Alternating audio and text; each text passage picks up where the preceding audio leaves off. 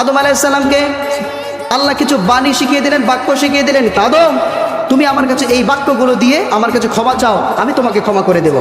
ফাতালাক্কা আদামু মির রাব্বিহি কালিমাতিন ফাতাবা আলাইহি ইন্নাহু হুয়াত তাওয়াবুর রহিম। রব্বুল আলামিন আদম আলাইহিস সালামকে কিছু বাণী, কিছু কালিমা শিখিয়ে দিলেন।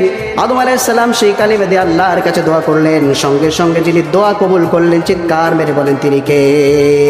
রব্বানা যালামনা আনফুসানা ওয়া ইল্লাম তাগফির লানা ওয়া তারহামনা লানাকুনান্না মিনাল খাসিরিন। এর মানে হলো, রব্বানা, হে আমাদের প্রতিপালক, যালামনা আনফুসানা, আমরা নিজের প্রতি জুলুম করেছি। কারণ ইল্লাম তাগফির লানা, যদি আপনি ক্ষমা না করেন, ওয়া তারহামনা, যদি আপনি রহম না করেন, লানাকুনান্না মিনাল খাসিরিন, আমরা খাসিরিন, আমরা ক্ষতিগ্রস্তদের অন্তর্ভুক্ত হয়ে যাব।